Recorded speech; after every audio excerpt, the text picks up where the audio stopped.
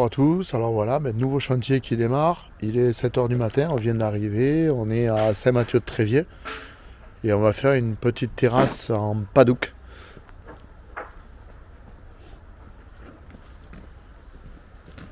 Ah, l'autre petite stagiaire qui court pour pas être sur l'image. Mais je vais le rattraper, Donc là il fait encore nuit, mais voilà l'emplacement du futur chantier. Le bois commence à être en place. Et la terrasse va être ici. Là où l'ancienne terrasse a été déposée, démontée. Il l'avait posée avec des pavés autobloquants et des lambourdes directement dessus. Ça peut paraître un peu bricolage comme ça, mais c'était quand même relativement plat, relativement à niveau et pas trop mal fait. Même si c'était du pain et que forcément avec les années tout s'est pourri, tout s'est abîmé parce qu'il n'y avait pas de cale, il n'y avait pas de protection. Mais le niveau était assez plat. Et le jacuzzi sera là-bas au fond dans l'angle du jardin.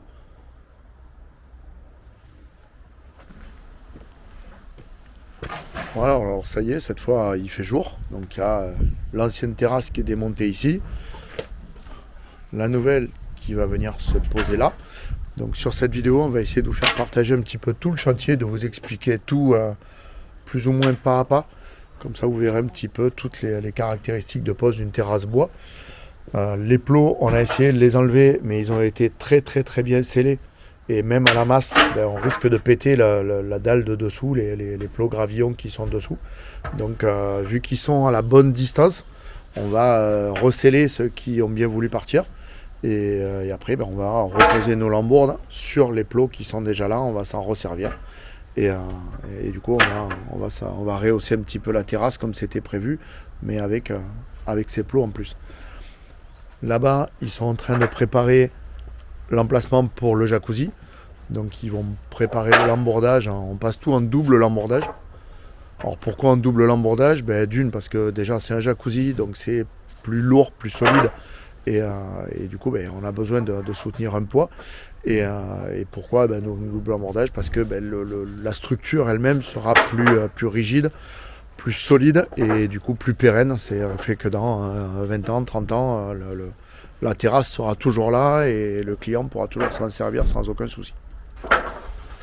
Alors on en avait déjà parlé dans une précédente vidéo puisque DeWalt nous a prêté cette machine-là en attendant de recevoir la nôtre. Donc c'est la DHS 780, donc sur batterie. Là, on l'a branché sur fil parce qu'on est juste à côté, donc c'est plus simple, mais elle fonctionne aussi bien sur batterie. Et il y a surtout un accessoire qui est absolument génial. Nous, on s'en sert vraiment tout le temps. Sur la plupart des scies circulaires comme ça, vous avez un trait laser pour voir où vous allez faire la coupe. Et bien sur celle-là, c'est pas un laser parce que le laser est quand même loin d'être précis, on est d'accord. Là, sur celle-là, c'est l'ombre. Donc vous avez ici l'ombre de la lame. Je ne sais pas si on la voit bien sur la vidéo, mais on a l'ombre de la lame qui est là. Et du coup, on a l'épaisseur du trait. Donc, on ne peut absolument pas se planter quand on fait les coupes. C'est d'une précision diabolique. Donc, merci à DeWalt encore une fois.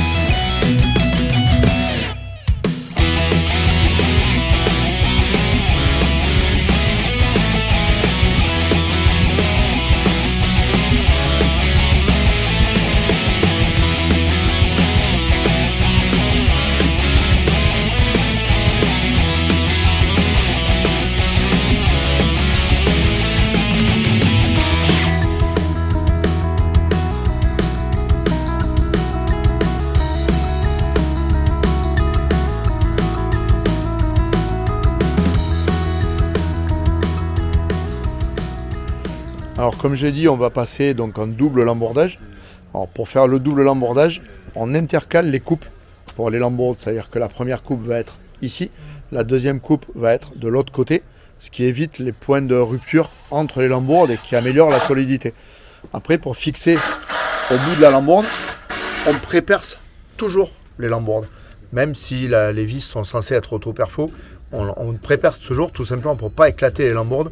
Et avant de visser la lambourde, on doit absolument éviter les contacts bois-bois. Ce qui fait qu'entre toutes les pièces de bois qui peuvent se toucher, il faut mettre des fourchettes intercalaires, comme celle-là, qui vont éviter le contact bois-bois et vont permettre à l'air de pouvoir circuler entre les lambourdes. Voilà, cette petite cale juste de 1 mm va permettre à l'air de circuler et va faire que le bois va tenir longtemps.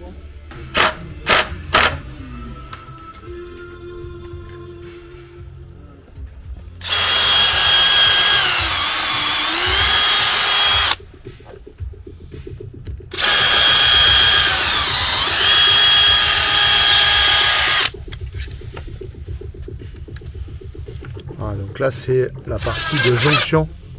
Vas-y, vas-y. Voilà, donc là c'est la partie de jonction entre les deux lambourdes. Et là aussi,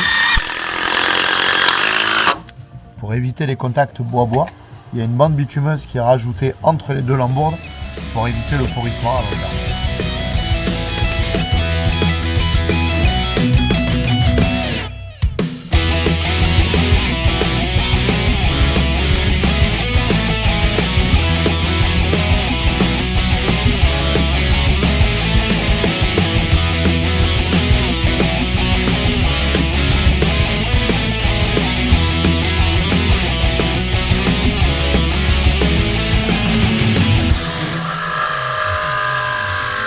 Alors la première partie, voilà, il faisait un petit peu de bruit, la première partie du lambordage est terminée. Donc comme on l'a expliqué juste avant, chaque jonction est séparée par des bandes bitumeuses pour ne pas avoir de contact bois-bois de partout. Là vous avez des cales fourchettes à tous les endroits.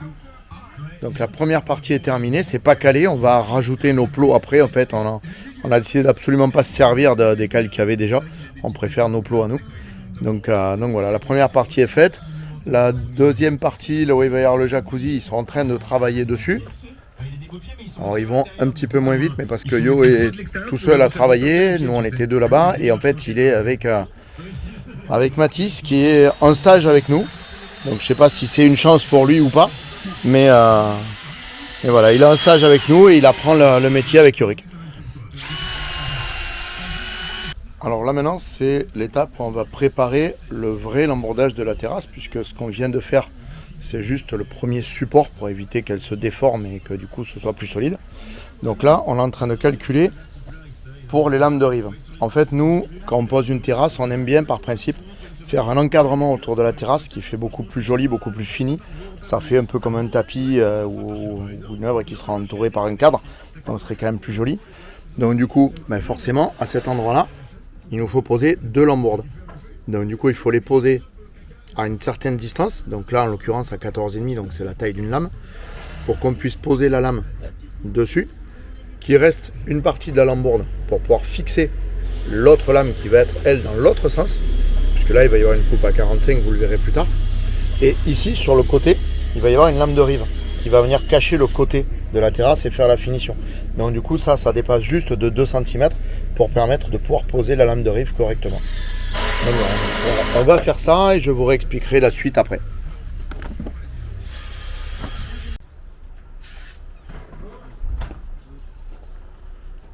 Alors deuxième jour de chantier aujourd'hui. Hier on s'est arrêté un petit peu plus tôt que prévu, malgré qu'on est plutôt bien avancé sur les deux parties de terrasse. En fait on a été en rupture de lambourde, on n'en avait plus, on avait calculé large comme toujours, mais visiblement pas assez. La plupart des revendeurs vous conseillent 2 mètres linéaires de lambourde au mètre carré de terrasse. Nous on en compte déjà 4, donc le double, et là il en manque. Donc on n'hésite pas toujours à faire plus solide que prévu, et du coup voilà, il nous manque un petit peu de lambourde pour terminer. Donc on a été en chercher hier soir et on va les poser aujourd'hui. Alors c'est notre viking préféré qui va vous faire voir pourquoi il faut absolument abouter les lames. Donc pas mal de gens ne les aboutent pas, gardent la lame telle qu'elle est en entier, mais il faut obligatoirement enlever un bout de lame. Et là vous allez très bien voir pourquoi il faut l'enlever, parce que là la lame est neuve. Et regardez la fausse équerre qu'il y a ici. Donc si vous ne coupez pas la lame, vous n'aurez jamais une lame droite et une terrasse qui soit complètement parfaite et rectiligne.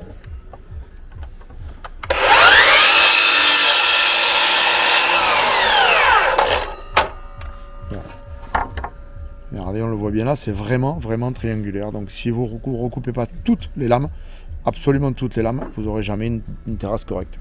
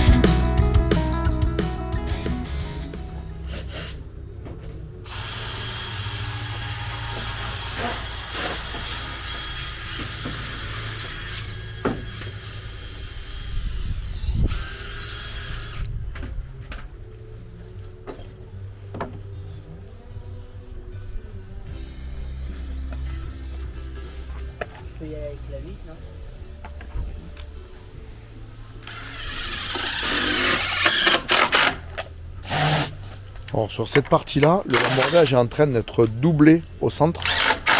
Parce que là, il va y avoir un jacuzzi. Et pour supporter le poids du jacuzzi, ça serait passé avec la terrasse en double lambordage classique. Mais on préfère prendre une sécurité supplémentaire et doubler le nombre de plots et rajouter des plots.